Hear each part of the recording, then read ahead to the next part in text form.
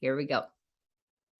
Welcome, everybody, to Nothing Less Than Extraordinary. And for those who are just tuning in, thank you for joining us. You can have an amazing, amazing talk today. We have Lillian Obogo, who's here with me from Britain. Please say hello. Hi, everyone. How you doing?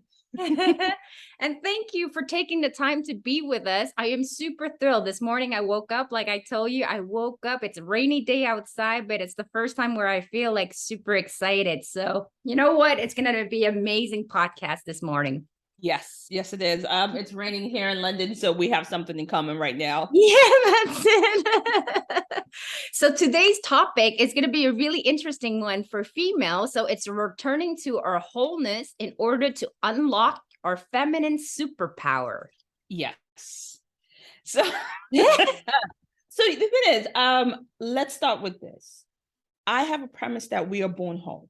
Mm-hmm. I have a premise because sometimes we think, because of what has happened to me, because of experiences, we are somehow broken. We're all born whole. We come into this world whole. We have experiences that push us away from our wholeness. And then we start having to look outside of ourselves for things that would make us whole. We start, whether we go towards food, whether we fall into social media to find our space of wholeness, we start searching externally of us when everything we need is already within us. Yes. And I talk about that because with the work that I do, I'm very focused on the archetypes and how the archetypes show up. And so let's start at the very beginning. What are archetypes? Yes. So archetypes are what Carl Jung coined as something that is the collective unconscious that we all experience. So if I mention the word mother, we have an image of, regardless of where we are from, there's an image of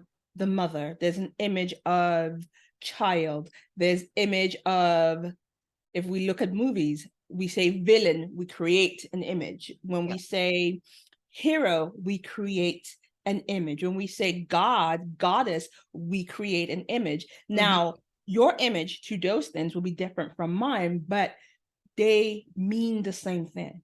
Yes. And invariably, we may have different words, different ways of depicting it. So what that means is that there's this collective idea that runs across humanity. Yeah. Of these notions. And Carl Jung deemed it as the collective unconscious that connects all of us. We don't own any of these imagery, but these imageries exist. Yeah. So they exist. And now there are ones that are particular to the feminine, to womanhood. And so when we start looking at these different ones, I've called them our feminine superpowers because they are. Once we put them together in the right way and lean on them, we become extraordinary. Yes. And I love that. It goes well with our podcast, like Nothing Less Than Extraordinary. Isn't it amazing? I want to take the time to also introduce Lillian because we are diving in it and there's so many juicy stuff to actually uncover. Lillian is an NLP practitioner and she is also a she specialized, certified as a hypnotherapist. And so she has a lot of background into what she's talking about. And we're talking about archetype here. So even the Princess Meghan, I forgot her last name, married to Prince Harry, has a show that it's called Archetype as well. I've never listened to it, but is it along similar line? Well, she's talking about how people show up. She's not using it in the same way, but it's the concept of the different archetypes. And sometimes archetypes and stereotypes are intertwined, even though they shouldn't be. But it's how she's talking about how people show up. And I haven't had the opportunity to listen to her show fully yet, but I know she's doing some really amazing work. And there are a lot of people who have made her the villain in their story. There are a lot of people who have made her, and so again, in people's minds, she occupies a space of an archetype in herself. And so whether you love her or not, she has been turned into a universal archetype. Yeah, but see, that's how interesting archetype actually starts out. And I love the fact that you says that Carl Jung, like for everybody, it doesn't really belong to anybody. It's something like a common knowledge that we all share, but at the same time, they're so powerful. Exactly. And so, and then this also then links to our individual mythology, because wherever we go, indigenous people, everybody has a mythology, from indigenous people upwards and backwards, and everybody has a mythology. And so this is where Carl Jung's work kind of comes alive in our and lands in our mythology, because when we now look into mythology space and we look at God, goddess, and we look at the stories all. So if you take the Nordic pantheon or you take the Greek pantheon and laid out side by side, you will find that in that story exists, it exists the same things. It may have different icons within it and iconography within it, but the base of it is the same. So if you take, in mythology, there's always a creator, whether it's the creator mother, where earth sprang forth from this divine woman, or it comes from the divine father. Then it has layers to that story. Then you have, every mythology has a god of war. Every mythology has its version of the goddess of love. Yes. And this is, then we start looking at representation in those stories, because when I say goddess of love, a lot of people will go, Aphrodite. Yes. Yes. That is one version of the goddess of love. Right. But every other culture has a version. And so this is where we landed. And so being able to use those stories to help illustrate the archetypes and break it down for for women to see themselves in these ways, and then begin to see themselves as more. And the place I always start with is the inner child. I love that. Talk to me about the inner child. So the inner child is our first space. It's that representation of, we were all children. We all started from that point. Now, our inner child is almost the metaphorical version of ourselves, who, whether because we've had experiences in our childhood that were damaging or loving, will depend on the relationship we have that with that inner child. Our inner child is our space of innocence. Our inner child is that space of joy. Our inner child is our creative center. Our inner child is that space that sits and daydreams and sees the most incredible possibilities happening. That is our inner child. Our inner child is the one who wants to make friends in the most easiest manner. Our inner child is like, okay, I have to go there, but how can I make it easy? I don't have to go straight. I can go around to the left corner, go around, and I'm here. Our inner child is our side of us internally who looks for the most easy, joyful, pleasurable ways. Now, if we've had experiences in our life, or as we've grown up, that talks us out of our inner child, our relationship with that inner child within us is fraught. So my work is, then we start with, let's recognize your inner child. Let's start there. Who is she? What is she asking of you? What does she want? And it starts with an introduction, and then we do the work if there's work to be done, to heal that inner child, so that you can actually reconnect to her. You can connect to the things that drive your joy. And these are the things that you've discarded. There's some things, like, for me, one of the things I loved to do as a kid was read. If you give me a book, I will stay up all night and I will read it. I don't talk to me, just leave me alone. Give me blankets, give me food, give me water. And to me, that is nourishing, because when I do that now as an adult, no, I don't stay up all night to read. It has to be a very spectacular book for that to happen. But I find that cozy space, and that takes me back to nurturing a side of me. For me, as a kid, daydreaming. One of the things I used to love to do as a kid was lie down and watch clouds go by during summer. And it's something I haven't done in a long while. And when last time I did it, I was away and we were by the beach, and I was just watching clouds go by. And there was nothing more perfect than that. And that's connected to a part of me, part of my soul, part of who I used to be. And there's so much depth and magic within our inner child. And if our inner child is hurting, we can be the ones to go back and reparent that inner child. We can heal that hurt. And doing that, changes how we see our world as Mhm. adults. Mhm. I love what you just said because you gave me goosebump to just be in that connection to the source of who you are. Your inner child is your source. Yes. And we often get carried away because life is such a chaotic, busy, it's just a huge machine on its own. So we forget. So the time that you took to just be yourself, where you're watching the cloud moving and just that moment of perfection and Yeah. just being in awe, it's indescribable. So I know what you're talking about. And I urge people to do more of that because it allows you to really tap into your inner child and your source of who you are. The And your joy. Yes, exactly. The more you are connected to your inner child, to the source of who you are, the more happiness you radiate. So I love that. And I'm glad you brought it up because I never really understood why it was such a good place to go and visit. I'm always connected to my inner child because I'm a playful individual, right? So the best thing that I can do in life is when I need to be playful, I tap into my inner child and I ask her, well, who is she like the adult form? But Yeah. if I was the source of as the child who imagined, like you said, like joyous moment, the shortcut of doing everything, it's the imagination, it's the creativity, it's the giving myself the permission to just be. Whereas when you get into the adulthood, you get the sense of, I can't do this because no, that wouldn't be responsible, right?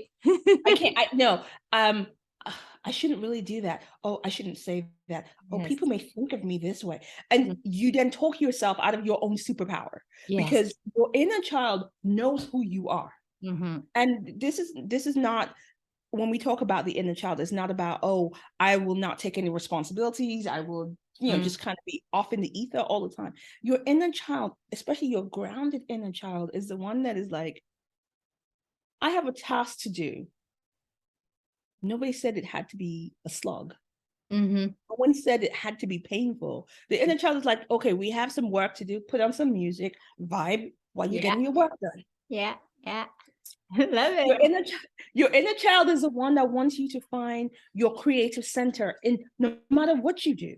Mhm, The fact is that we are living, we the life that we live right now is mhm, actually because somebody's inner child said, mhm. what will happen if we created X, Y, and Z? And they were clever enough to listen to that inner child. We Mhm, won't have the world that we have right now mhm. with everything we have, because this is everything we have right now is from someone's imagination. Yes, exactly. I love that. And so the more we can do that, the more inspired we become. Whether we work in our law profession, whether we're teachers. Can you imagine what an inspired teacher can Yeah, do? yeah. Because sometimes when we think about these things, we think about always about, oh, I'm an entrepreneur and taking inspired action. What happens if you have a teacher who's connected to their inner child, Mhm. who teaches from a place of joy? Yeah. Can you imagine the impact it will have on the next generation of children? Mhm. Can you imagine when you have somebody who is so joyful that people gravitate towards that? And then you have children who, because children happen to recognize that inner child energy and like, I Yes, want to pay attention. And yes. all of a sudden, you have these very bright little children in school going, yeah, I know this because of her or Yeah, him, yeah. because of that person. So Mhm. let's not think that this is just tapping into this is just for the realm for those in who are entrepreneurs, who are doing great things, who are changing the world, because teachers, doctors, Mhm. people, everyday people can be inspired because they're tapping into that space of their own joy. I love it. I love that because it's everybody. It's not just reserved to one area of profession. No. Anybody and everybody can actually reach to that. And then, like you mentioned, to be able to work from a space of joy and happiness. I mean, come on, it's contagious. Like when you're teaching or when you're actually doing something that you believe in, that energy, that vibration, it just spread itself because we are all just a source of energy, right? Exactly.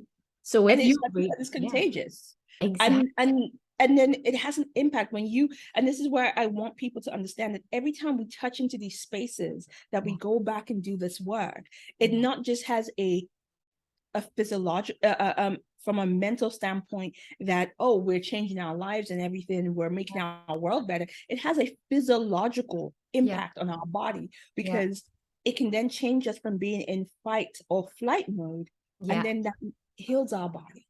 When Yeah. when we are working from that happy inner child space, Mm, we release the vagus nervous system to do its work, because yeah. we have more joy, more pleasure. Our serotonin levels are up, our dopamine levels are up, that we don't have to now go and search for it externally. We Mhm. are happier internally. We then rewire our own brains ourselves. Mhm. Mhm. I love that. I love that And you that's just mentioned one that. part. That's Yes, just that's one just part. one area. And if you just start with that one area, we'll dive into a little bit more. But if you're just starting with that one area, and it like change does not take drastic, dramatic, huge thing in your life to actually make change, just like what you just Little said, I things. think just one small little thing. And if you do it consistently, the impact, it's like a ripple effect. It really has a cascade effect on all aspect of your life. But there's so many things we can dive in and really go. I want to be able to I'm so fascinated by the whole thing, like that I have to turn my chair. I'm like, I'm gonna focus. I'm gonna like be facing you because I don't want to miss a thing here. And talking about it for women, the superpower of tapping in, there's one thing that I was talking to colleague is that the thing that I admire about men is that when they're among themselves, the men's, and I don't mean to say this in a way that label them, they could be a little bit immature in their their way of acting, but you know what? When They're they happy. are together, they are happy. There's this sense of brotherhood. There's this sense of like they get each other. Whereas in the female realm, for reasons I can't not understand, there's just this competition, this jealousy, which I'm looking at the guys. I'm like, we're way, and then this is going to rub off some men's a little bit off here, but I'm just going to outright and say it. Well, we're a little bit more, the light is on a little bit more frequent than the men once in a while. But yet somehow the men stay connected among themselves but maybe because that's why they're still staying in their inner child area, because they're playful, they're teasing, they're bonding. And then whereas for us female, I would love to be able to see, that's why I'm so happy that we're connected, to see female come together as a powerhouse to help support one another instead of being like this competition, this thing. Like, I don't know why that is though.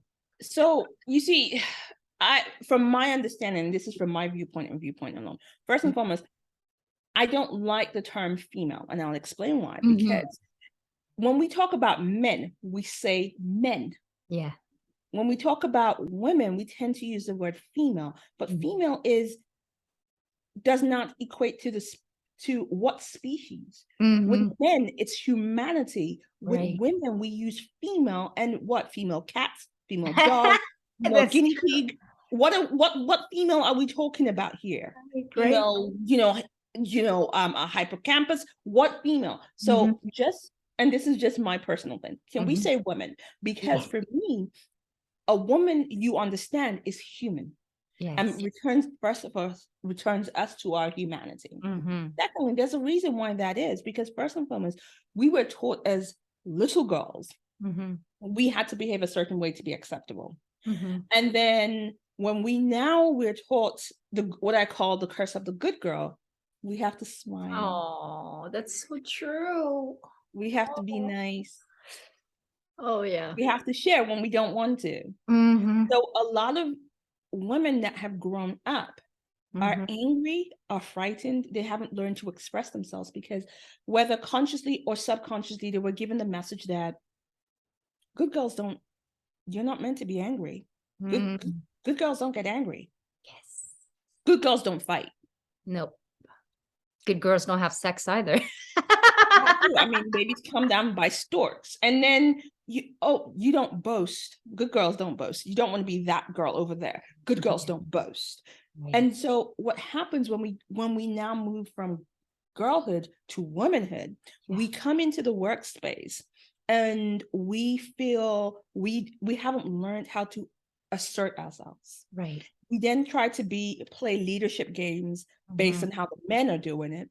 Yeah. And sometimes try to out compete men at being men. Yeah. And leave what I call our super skills outside of our workspace, because we believe and have been told that those skills have no space in the workspace.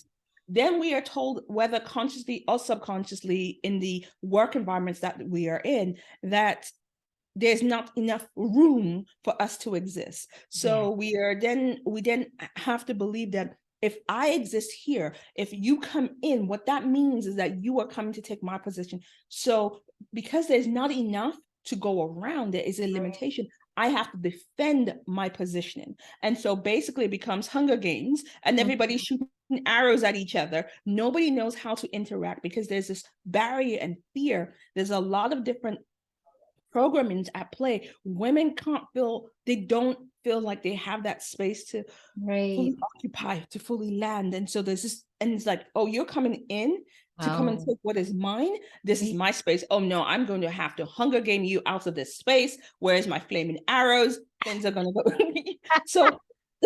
So there are things that have been put in place. But once we get it, once women are getting it, women are waking up to this, and women are like, first of all, you can take your good girl trope and put it outside. Second of all, the skills that you have used and made yourself a great leader, great male leader, or leader as a man, are the skills that I do almost unconsciously. But I'm told that the way I lead is wrong. Right. And if you look at men who are excelling in business in the world, not just in terms of financially, but are part of the greater conversation, part of solutions, who are happy individuals, you will notice that these men run their business very, very differently. They tap into what I call the feminine skills. One of the such people I will note is Richard Branson. He created a business empire by gathering people together to create things, because he knew sweet FA about running an airline. What did he do? He got the brightest people to come on his team to help him run that airline. And it's like, and that's what women do. We do it quite well. And let's go back to our inner child. Our inner child is one, okay, let's make this game. Oh, let's call Tammy over there because Tammy knows how to do it. And she'll bring Tammy in, and Tammy's like, okay, let me show you how to do it. Yeah. And that's something we do naturally. But then we get into the workspace and it's like, oh no, I have to work like a man. So, and then, because people throw this nonsense about the alpha wolf into the world, I have to be a lone wolf. So yeah, that theory was actually disproven by the scientists who actually came up with it, because they noticed that even in the wild, the so-called alpha wolf is not alone. Never. And they serve their pack. The alpha wolf does not leave its sick to die. They will surround and protect. So I know it seems like we're jumping conversations here, but the reason why I pull that is because this notion of how we must be to succeed as women, we must, I see it on social media all the time. I am a lone wolf. I move alone. And I'm like, that is such utter nonsense that is causing more problems. And so once we understand that our true nature is to gather.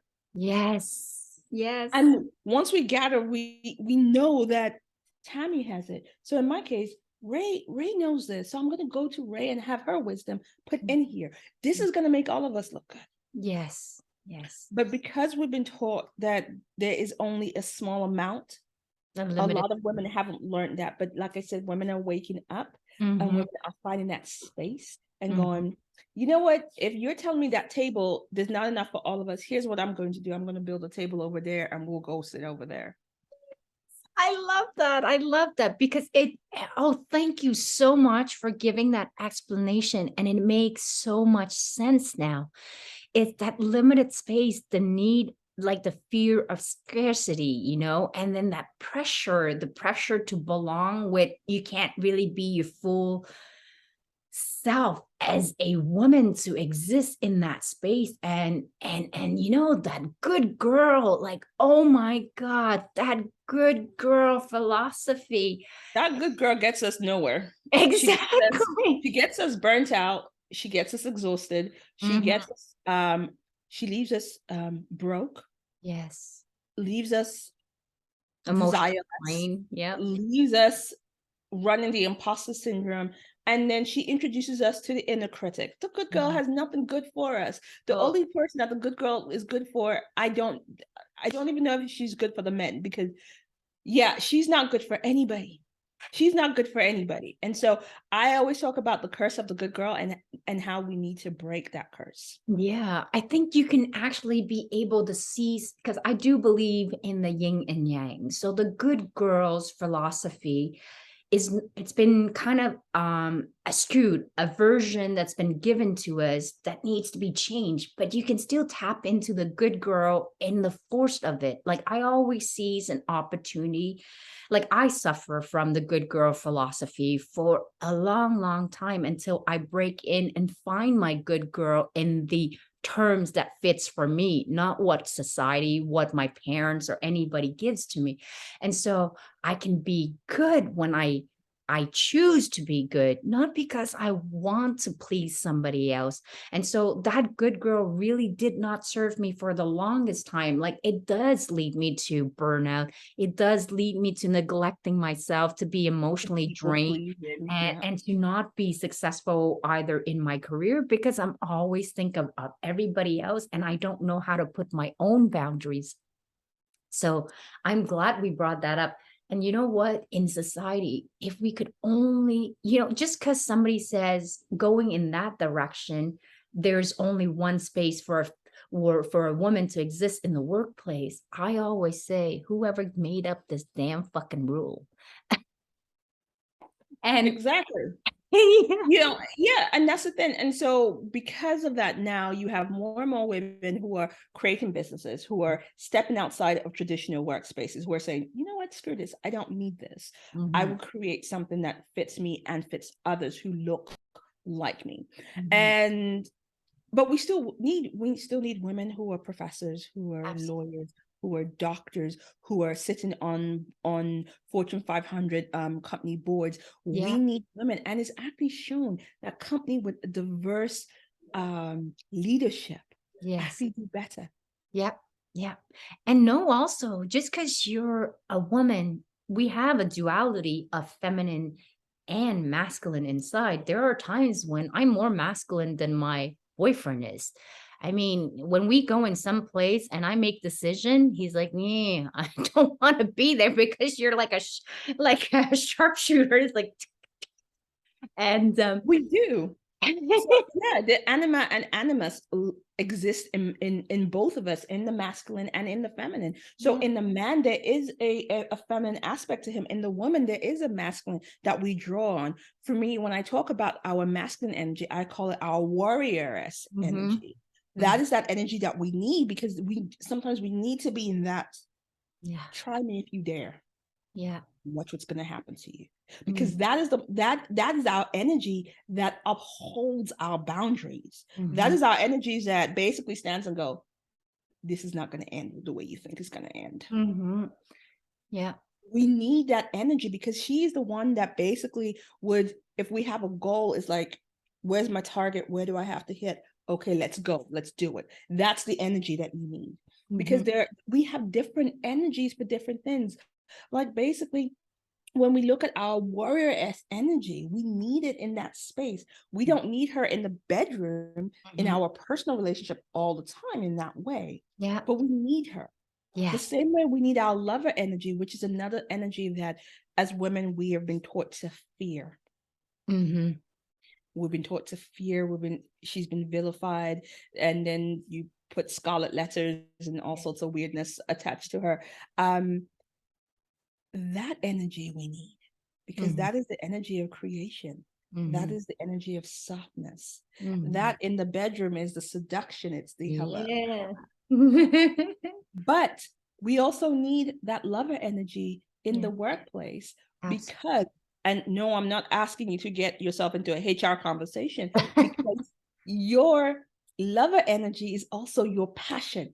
Mm-hmm. She is the one that is like, listen, this is what we're creating, y'all. This is what I see. Mm-hmm. Without passion, you have no followers. Without passion, you can't incite passion in others. Without passion, you don't elicit change. You Wow. don't, everything is built on passion.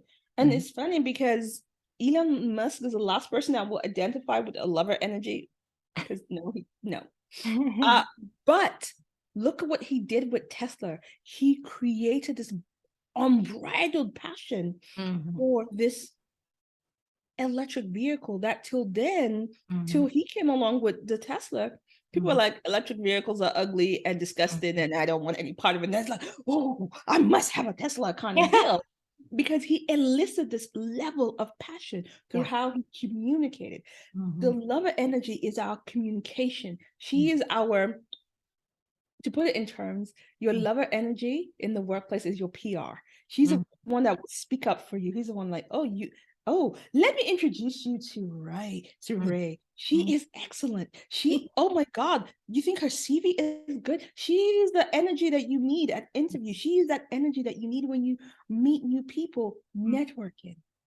Oh my God, Lillian, I just love you. I get enthralled into your description. Like, take me to your world.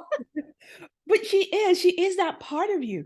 But also she is the part of you that's like, hello, hi. Yeah, absolutely. And I think for me, honestly, it took me a while to actually get into that lover kind of role because it was so long ago, villain like made into a villain as if it's Yes. something so taboo to be fearful, to be scared of because it's dirty, like It is. We have been taught that, that part of us, lock her up. yes. Lock her up. And She is put as many scary. locks you can possibly chain that thing. She is scary. She needs to be, no. And then this is why we have the duality of the Madonna Yes. and Yeah. the horror complex. It's like, Yes. so we have a lot of women who are divorced from their own Yes. connection to their own body. You have women who are afraid of their own passion, who are walking around desireless. When you are desireless, you cannot build anything great. When you are desireless, when you don't heed your own desire, when you don't nurture your own desire, how can you nurture it in anybody else? And how can somebody, and then you have people like, my partner doesn't fulfill me. I'm like, how can they fulfill you when you don't know what fulfillment looks like? That's And right. it's like, and a lot of people, the way I say it, a lot of people date, and a lot of women, because they haven't connected with their own source of their own inner fire. Their own fire isn't being stoked. It's like going to the ocean with a cup that has a hole in it and you fill it. Yes. Yeah. And so nothing is going to stay. But when you go with a whole cup, like Yeah. you're whole, and that means connecting with yourself is understanding, what do you want? Yes. Yes. What do you desire? Mm-hmm. What do you need? Yes. What makes your heart sing? Yeah. What makes you happy? What hurts you? Like when you are whole in yourself, you know how to guide that other person in order to be able to speak up for yourself, to tell what your needs are. If you are not whole, you did not do the internal work yourself because you have all of the answer inside, Sing right? it to the choir. Sing it to the choir. They need Yes. to hear this. Because the thing is, and we're not even talking about the sexual self yet. We're talking about just the lover energy and connecting in. And I see a lot of women who are in the spiritual community who are talking about the higher chakras, and they will meditate 48 hours a day, and they Yeah. would connect to and the lower chakras don't exist where that place is, because again, it's still rooted in the fact that it's, the theories and ideas and myths of it being dirty and wrong and this and that and this and original sin and all and then and then and then and then and then. And we divorce ourselves. So a lot of women are living where they're living from here up. So anything from here down doesn't exist. And so you have to be in body. Yeah. You cannot, Yeah. you cannot, you can't out personalize or spiritualize yourself out of your body. You were in this body, which means there are your senses that you have to deal with. There's understanding what joy your body brings. There's understanding what feels good to me. Yes. When you are an awakened, sensual woman who is in touch with her lover energy, is about what foods feel good to me. Yes. What feels good on my skin? Yeah. How do I like to be treated? Mm-hmm. How do I like to be interacted with? What relationships, and I'm not talking about your intimate relationship, I'm talking what relationships feel good to me. And then we start noticing, oh, you know what, when this person talks to me, I don't enjoy it. Oh, I don't enjoy how I talk to myself. That's when you start noticing the things. And then you become aware of where you have abused your own boundaries. Yeah. Where you've given away your power, where you've given away your thoughts, when you've given away your identity. Once you are connected with your lover, you're like, it's a whole different world, because all of a sudden your lover is offended for you. She's like, oh, let me go and call the warrioress behind. Somebody's about to get hurt. She becomes, they work in tandem to love you into wholeness. So can you see why I go tapping into these feminine superpowers bring you back into wholeness? They remind you of your glory. They remind you of your worth, your worth. They remind you that you are worthy of love because you exist. Yeah. And no matter what you've been through, you are worthy. And sometimes we have been through things that would have broken others. We've been through things that may have broken us. Yeah. But once we reconnect to all of that energy within us and do the work, do the healing, there's a Japanese concept. I think it's called, and I don't want to butcher it, and if I do, please, please, please, those of Japanese origin, please, please educate and tell me the right word. I think it's kigunsi, where you mend with gold.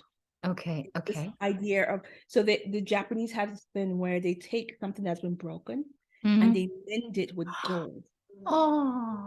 And it is stronger than it was before the break. Right. So when you do the healing work, when you reconnect to your wholeness, you become stronger than before. I love that analogy. You're mending it with gold and it makes it even stronger. Wow.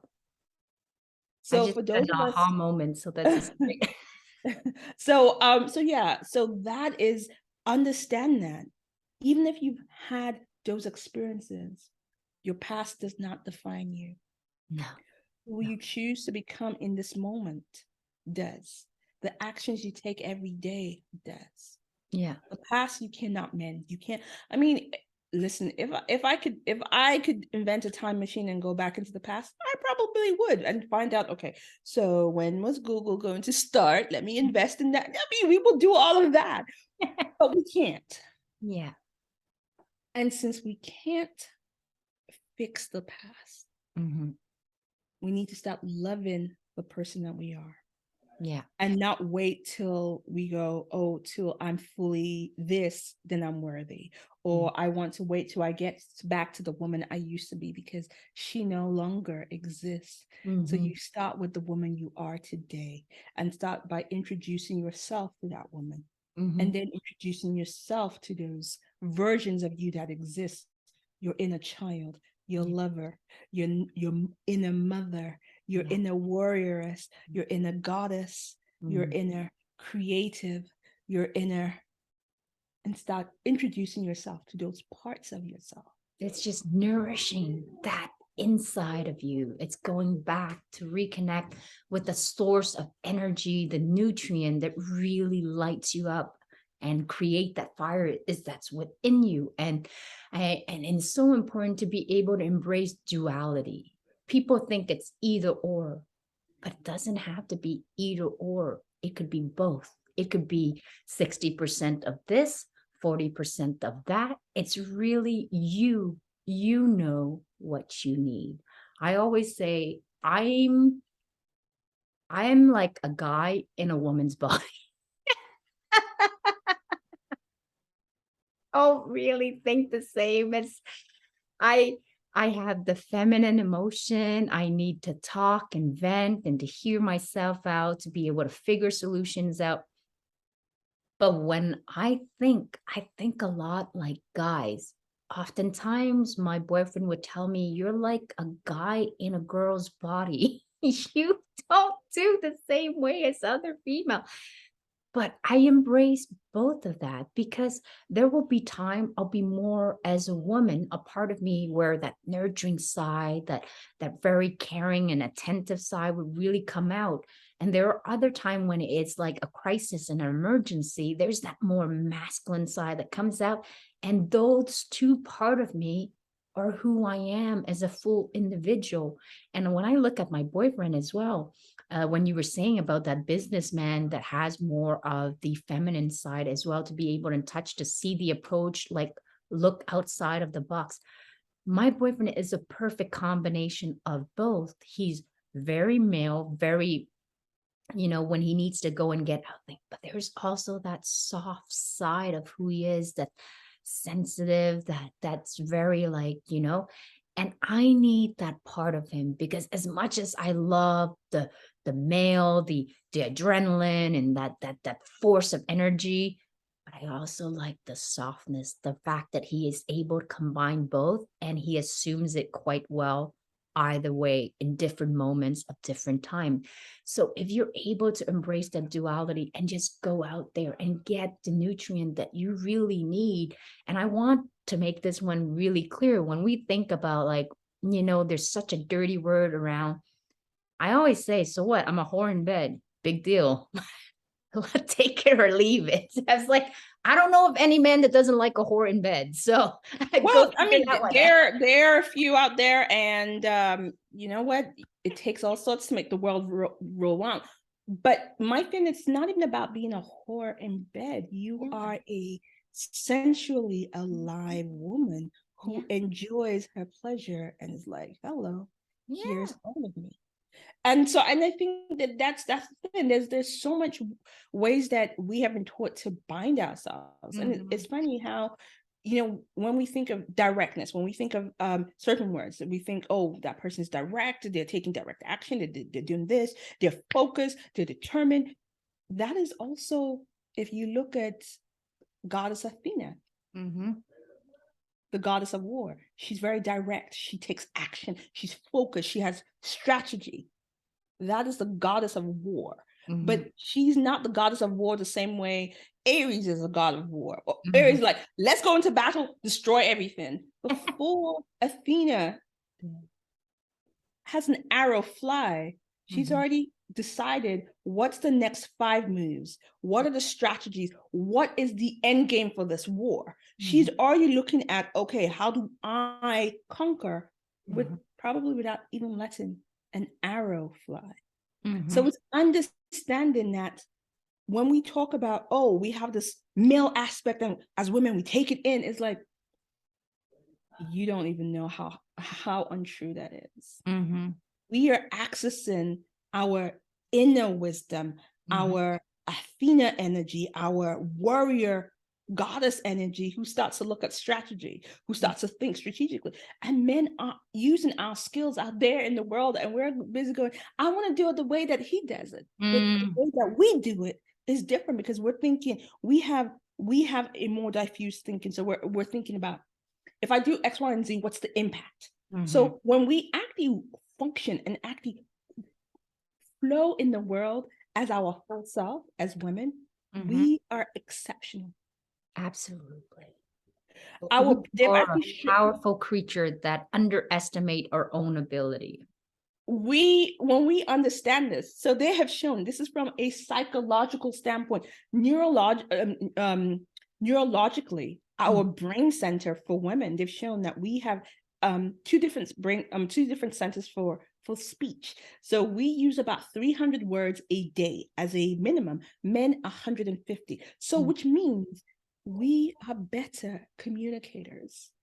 So which means that we will make better negotiators. But we're told that those skills that we have should be, oh, they're women's skills outside.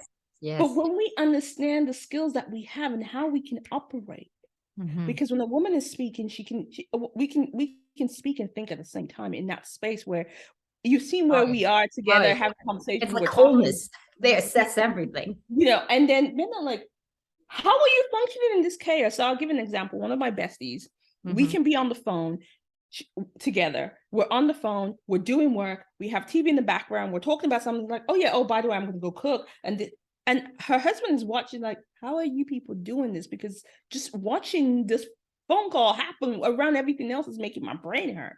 We are able to have diffuse way of thinking. And so we are blessed with a multi-sensory focus. So that's why a woman can be doing something here, doing something there, and still have focus there. So we understand that.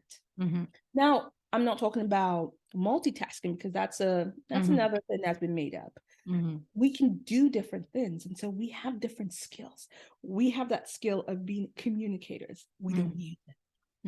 So except when we're using it in defense of others, we have, so we have skills that we ignore or talk ourselves out of every day. And I've just kind of pointed on a couple. So I've talked about the passion, and if we bring our passion into play, and then we're told, oh, I work as a corporate trainer, and I deliver training for women leaders, and I deliver training for women who are returning after having a break from raising children, and they're like, oh, I've just been a mom for 2 years, so my skills are kind of, I'm like, what? Absolutely done. You've actually gained new skills, but what? No. And then I help them understand that first and foremost, the skills that you gain on your journey of motherhood actually makes you a better leader. And we all have that. Most of the time when we think about bosses that inspire us, we talk about people who nurture our skills, who nurture us in the workplace. What do moms do? They nurture this tiny creature who cannot defend itself into adulthood. Most mothers will do that. They keep this tiny little helpless creature alive from month 0 to into adulthood. They nurture, they inspire these creatures to try foods that they call the devil's trees. That's how my sister gets my nephews to eat broccoli, calling them the devil's. You're like, okay, let's go after the devil's tree. She inspires them to try new things. What does a great boss do? They inspire you to try new things, to stretch outside of your comfort zone. So when we say, oh, that person is just a mother, that person is a leader already, because she already has the skills. So when we understand that, is the skills that we take for granted are our superpowers. It's just we kind of have to then kind of refocus them. So instead of nurturing your child, you're going to nurture your team to be great. So you may not nurture your team in the same way you would nurture your child, but it's the same aspect of nurturing. You want to inspire them. You want to, when they fail, you want to support them. The same way when your child falls off the bike, you go, let me lift you up. You do it physically, but you do it differently in the workplace. It's still nurturing. So the things that we disregard and discount as feminine skills are superpowers. Where does one start? Like, where we're coming close to the hours, and we could be having this conversation. It is so it's just so powerful, and so something that we all kind of, even for the men as well, like we're talking about women here, but for the men too, you guys got your power that you got to tap into. And we really are, I truly believe it, we are a divine human being on this planet. Absolutely. We are in a human body to live out an experience called life. But we are some magical being, and just learning to embrace that whatever it is that you want it to be. And I want to clarify this, like, it's a myth when people think that they have to stay stuck to their past identity. So what story are you telling yourself about that? I believe that you can really make any kind of identity that you want it to be, because life, you are the director of that. You are in that movie. You get to direct it however you want it to be.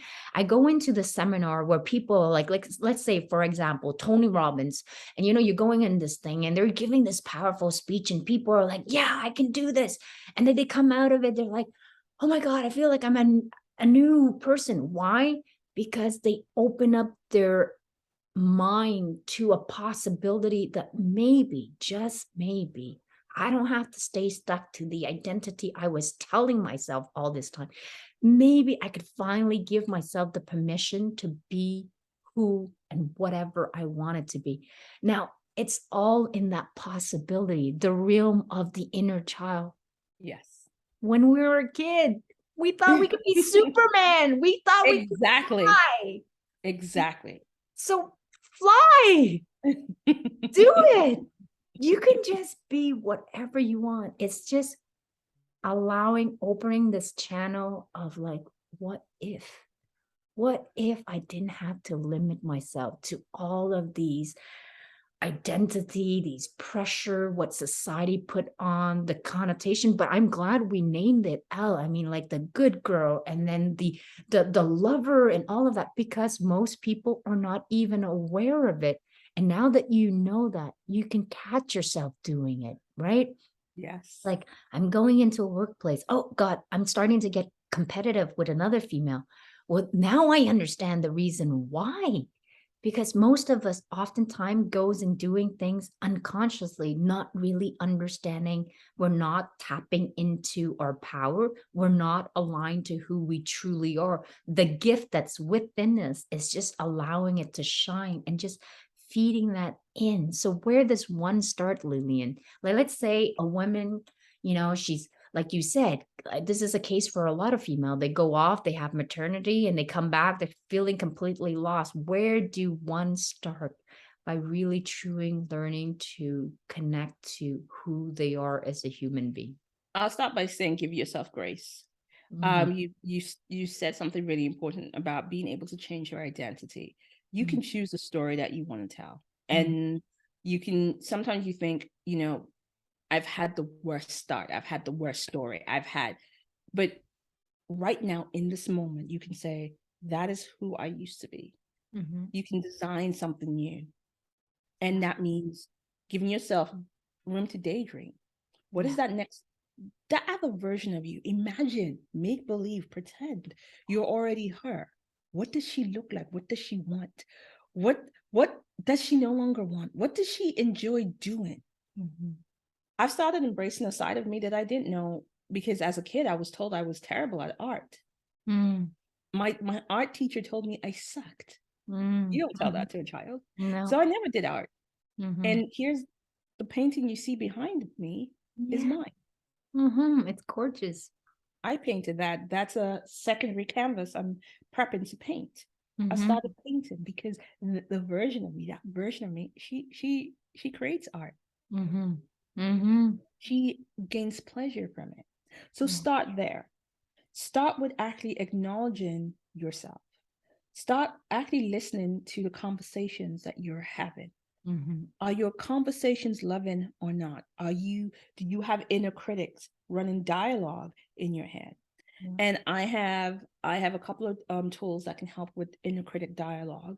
And so if you want, reach out to me and drop me a DM on Instagram, and Ray's going to give you my Instagram, all my details, and just DM me and say inner critic, and I'll get that to you. And so and free of charge, no charge for that. And then, because the internal dialogue you are having could either make or break you. Because if you're running the dialogue that is telling you you're no good, you're not dead, that is going to impact you. It's going to impact how you show up in the world is going to impact your health. It's going to impact all of you. Mhm. And so that's important. Now, when you talk about wanting to start with the archetypes, Mhm. then I can say, here's what we have coming out on the 23rd of November is my 40-day Feminine Superpower self-paced program. And this takes you through just 4 of your archetypes, takes you through your inner child, Mhm. your inner lover, your nurturer, and your queen. Mhm. Just those 4, because those are what I call your foundational aspects. And so it helps you recognize and gives you tools, prompts. In the lover, we have recipes for you to try, for food to go, how does this taste to you? How does this feel to you? It's about changing all of that. And it's introducing you to that version of you. And so that's coming out. So you can join the waiting list for that. And yes, so I'm going to give that link to Ray as well, and you can discover and find out. Oh, thank you so much for sharing that. And honestly, you need to be able to know and just explore. It's the beauty of it all. It's like go out there and play. It's like honestly. And I try to do that as much as I can because it keeps me balanced. It keeps me centered because Yes. we are so every day having checklists of things that we need to do and accomplish. And that can get really exhausting. And so when you balance it off with play, your mind is a completely different, you get new lenses of Yes. how to tackle problems. You don't Yes. see it the same way. And for me, I've learned that when I need to be able to tap to my inner child, I will always be very playful. Obstacles and things that are put in my way, instead of just saying there, like it has to be difficult, I always look at it. What would my inner child do right now? What would she be saying right now? And all I can Exactly. hear her say is like, who told you it had to be difficult? Who told you this couldn't be fun? Yes, there are some experiences that are a little bit more painful, but I see in every darkness there is light. And when I Yes. see there are duality with everything, there really is. There is a yin and there's a yang. So if you're able to see into it, it's just allowing yourself to just imagine and dream of the possibility of what's awaiting for you, and to know that you are a powerful human being that has all of the answer inside. It's in you. It's now learning to discover you because you lost touch with who you are. If that's one message that I want to be able to share with people, would be that. But listen over and over again of this podcast because I know I will be, because I got so many stuff out of this. I'm like, I want to hear more, Lillian. So, Lillian, because we're coming so close to the hour, I do want to be able, I'm so grateful for you to be here. And I'm grateful that you were actually able to say, a teacher once told me that I wasn't good at drawing or doing artwork. Now I'm just going to ask and just be curious. What if I could? Exactly. And I'm not saying I'm doing art for, oh, I'm going to become the next Mhm. Banksy. No, I'm doing art because it gives me joy. This is just one out of many. I have some that didn't come out that's great. And I'm using acrylic and I'm learning to finger paint. I'm doing different things. Why? Because my inner girl wants that. She wants to play. She wants to learn. And it's for me, I have to constantly remind myself. So I do the work that I ask my clients to do. I do the work, I go through that journey. And so it's a journey for me. I went from being afraid to speak in public to becoming an international speaker. It took a journey. Yes. And it takes a journey. And, whether it's with me, whether it's someone like Ray, whether it's anybody else, find somebody that can go on that journey with you to help you reclaim you. But here's what you want to note. Whoever you work with, if they start with making you feel like you are broken, say, bye, Felicia, bye. You're not. You've just been nudged out of your power. You've just been made to ignore all of the gold that lies within and to think that you have nothing. You're not broken. You're not broken. Mm-hmm. You just need to be reminded and reconnected to your wholeness. Mm-hmm. So whoever you choose to work with, make sure they make you feel like you are not broken, you are whole. Mm-hmm. And that they're just going to help reconnect you, even if it means reconnect you with gold on the inside to make you feel stronger. Yes, they reconnect you with gold. I love that. And honestly, to become who I am today, thank God I was given, I don't know, Buddha or something, but as a kid from day one, maybe it's my ancestor, I don't know. From day one, I get this saying that says, when you grow up, no matter how people try to put you down, no matter what story they'll try to tell you, you never ever remember you are worthy. And I remember that line since I was a kid. And there are many times when I get remarks from, a supervisor or something, because they didn't understand the Asian background of being too polite and, like being more slower, like they'll say like you lack initiative. Well, it's not because I lack initiative, it's because I'm too polite to do things and I don't want to rub people off the wrong way. So I go, I'll take their feedback with a grain of salt. You always want to listen to feedback. Yeah. But you also want to trust yourself. So for as many time as I've had throughout, as I'm learning and as I'm morphing and tapping into myself, if you believe and within your heart, even though despite all of the imperfection of who you are, embrace that beauty because that's what makes you unique, is to know that you are put on this earth for a reason. You're existent. We need you. Yeah. Absolutely. Lillian has her power. She does her thing. She's this magnificent, like really, I just love the way she tells the story. I can feel the energy, the passion, but you are here and there's a reason for you. I don't know what your reason is, but working through with Lillian, working through with me and other people, you really get to unravel your power, what you are, and what your gift is to this world. So never, ever underestimate your power and the ability that you are worthy and deserving. So I want to leave Lillian for this last quote for you to end it because you have such a magical way of just being able to pick and explain things so well, so profound and deep. So I'm sure you're gonna just leave us like wanting more. So one thing more I will say is basically, I think we've covered quite a lot. Mm-hmm. And the way your feminine superpowers will show up will differ from the way mine does, the way Ray does. Mm-hmm. Remember, it is unique to you. Yeah. The archetypes circle between all of us.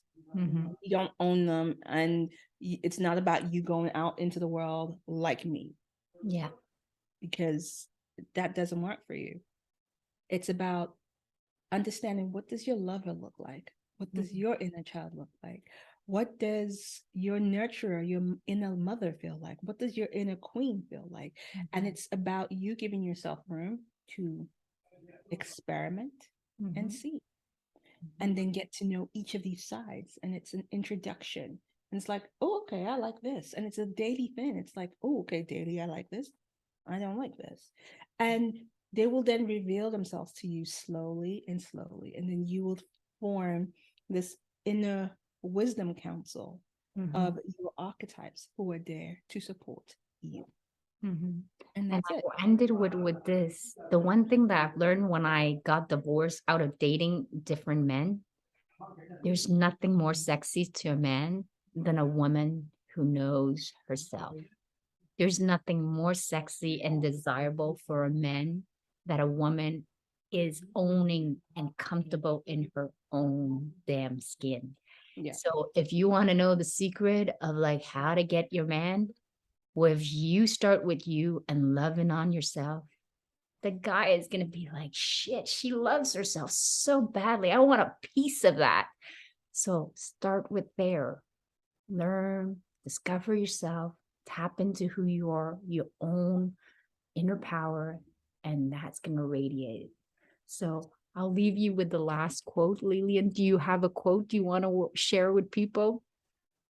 I think the quote I would say is one that I actually remind myself from time to time, is that you have to stand for something or you're going to fall for anything. What do you choose to stand for? Yeah, that's a big one. What do you want to stand for? Otherwise, you'll fall for anything. Yeah. That's a big one for a woman. Yeah. Thank you so much, Lillian. You're welcome. I love it. Audience, I hope that you actually tune in and listen to it again, because there's so many powerful and wisdom in there. Thank you so much. Wishing everybody a great, amazing day. Have a good one. All right. Bye, everyone. Bye.